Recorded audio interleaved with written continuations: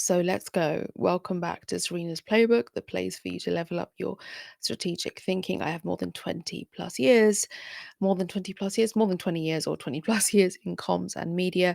I'm a chartered public relations practitioner. I'm a podcaster. And I'm also in the last leg of my MSc in systems thinking. So let's go. We have short memories. So why should this matter for creators? I've actually just done a podcast episode about this. My podcast is called Systems and Questions, where I reflect on all the changes going on in this complex world of ours. And I talked about how we have a very short memory and our user behavior on our devices is really sort of keeping us in this perpetual short-term attention cycle. But if you are a creator or an entrepreneur trying to build attention and trust is it's challenging. So if you want to know a little bit more about this kind of thing, then do subscribe to this channel.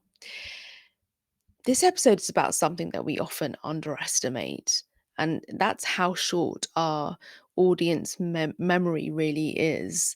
We think people remember everything that we post or everything that we speak about on a pod or in a video, every single strategic turn we take in our business or every mistake we make. When you get sort of really caught up in what you've done or not done. We think that our audience will remember every win. They're not remembering, they don't. And in reality, our audience does this sort of reset every, I don't know, I mean, fill in the blank. Is it every few days, every few hours, every few weeks? Because the algo feed, the feed of content that the algorithm is feeding our audience is moving faster than we can keep up, faster than our content can keep up. And so this is what we really need to consider. It's a bit of a paradox because while the sort of memory fades, perception really does stick around.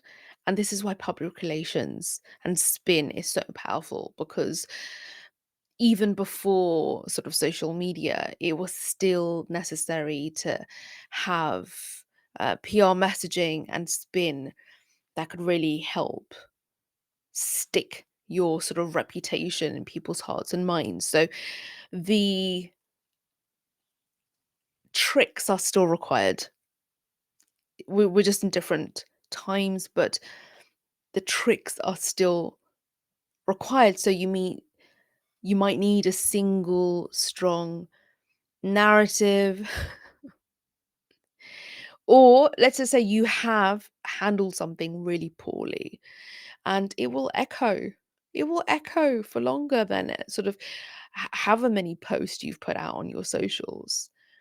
So, as creators, we need to do two things. Okay. First is this thing that I actually find quite annoying that people do quite well. Creators do this quite well, and that's they repeat things over and over. I know politicians do this, brands do this, but they they keep repeating something on purpose and with purpose, with the intention, because they just want to keep reinforcing the key messages, and you want to keep reinforcing your tone and your values, your brand value. So you've got to keep on doing that thing that politicians do.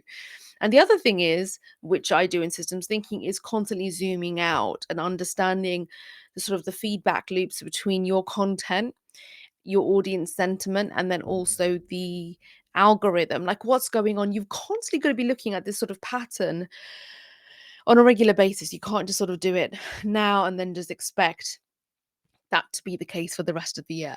That's why I swear content creation is the new 9 to 5. So that's what I would really hope that you could explore for yourself. Like, what is actually going on in your loop between your content, between your audience and the algorithm? What are the sort of dependencies there? What are the interconnections there? Is there a particular issue or a particular method of delivery that's working for you that keeps your audience fed and sort of committed to coming to you over and over again? Like, how can you keep them sort of stuck there? And this is the kind of thing I also explore on my podcast. So please do come along and subscribe to that. It's on my separate channel. It's called the Systems and Questions Podcast. And you can find that on all podcast platforms. If you want to connect the dots between strategy and psychology and matters of media and politics, then please do come along. So when it comes to your content and creating content, okay, the truth is, yes, your audience won't remember everything that you post and publish. That's absolutely true. They may remember how you made them feel, but that's also subject to change. So we've got to keep doing this thing. We've got to keep reinforcing the message, and we've got to do it in the best way that we know how, that is authentic to our brand. You've got to trial and error, you've got to rinse and repeat, you've got to do all these things that are very agile, okay? You can also choose to just check out of the whole algo pattern and system and just say, I'm going to do it my way. I did it my way because I'm doing it my way. I'm intentionally choosing to be much more thoughtful and to put out weekly content rather than constant short form content. So let me know your thoughts. How are you finding the creation journey for your business, for your brand, if you're a public figure? Audiences are us. We are the same people that we are speaking to. We know what their habits are because we have the same habits. Let me just do a little bit about, let's get into kind of podcast mode here. We have this habit of thinking that, oh, okay, our audience are like these robots and you just got to keep feeding. You know how fickle you are with your user behavior, okay? You know how fickle you are with the stuff that you scroll, the stuff that you decide to tap and go into. And you know that that can change. You know, you've got your regulars that you like to tune into, and then the irregulars. You know that you are also subject to the algorithm and what the algo is going to feed you. I call it Algoland. I call it Algoland. I've written a short story about this. I don't know whether I'll publish it. I mean, I write a lot for myself. I don't always put it out. I think it's really important as a creator, as a creative, to have that outlet as well. Not everything needs to be out there. You could do it for yourself just for the pleasure of creating. Imagine that. Imagine that. There was no objective that involved getting more subscribers or more clicks on a link. Imagine creating just for the sake of it. And my light nearly fell, and it's sort of fallen because I've kicked it with my foot. So I would like us to be less naive about audience behavior. I've actually written a piece on my Substack about this and one of my podcast episodes saying, I've been naive and sort of complacent about the audience, but I'm also really concerned about their attention span because I'm concerned about mine. And that's why I'm going through this kind of much more slower living, digital minimalism, all of these buzzwords, just introducing a little bit in my way. Remember, it's going to be unique to you. And you can go full on Gary V. That's making me feel quite anxious just saying it.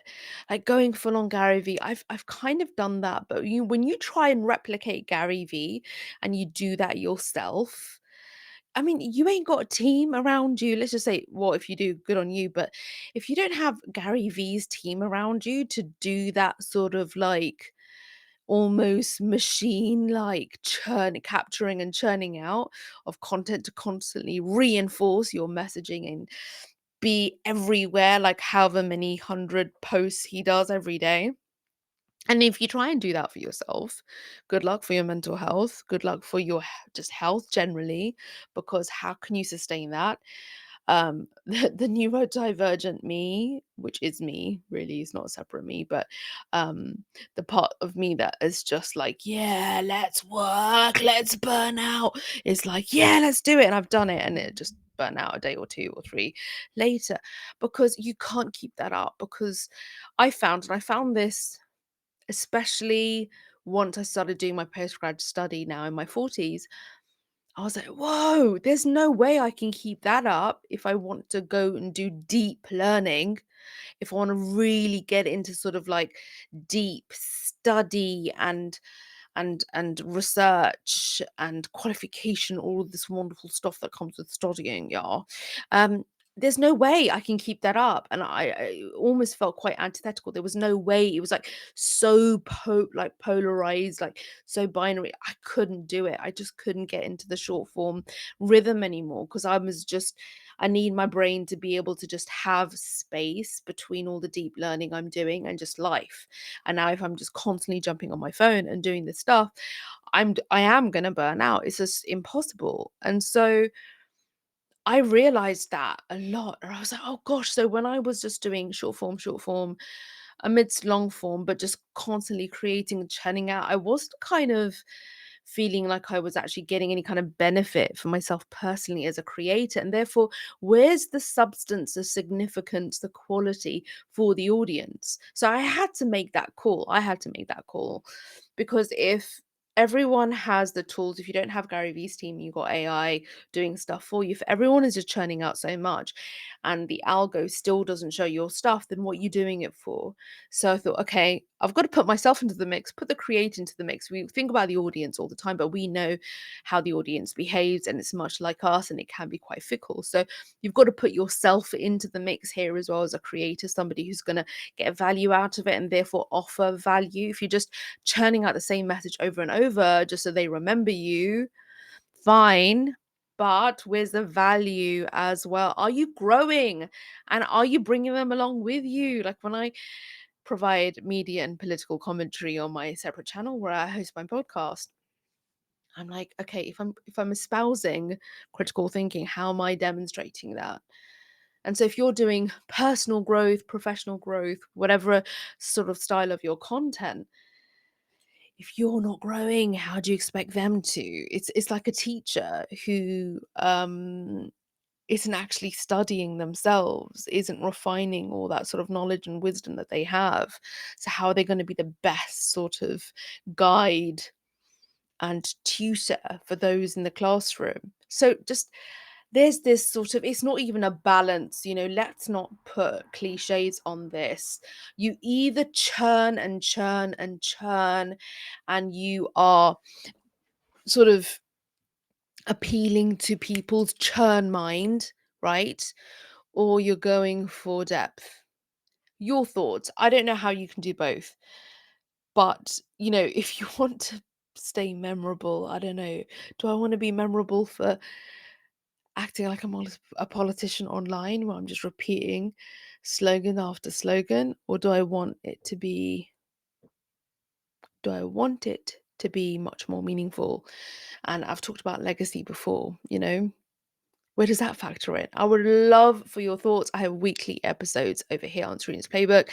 You can check me out on other platforms as well. You are awesome. Please continue to guard your time and attention. Thank you for giving it here, and I'll catch you in the next one.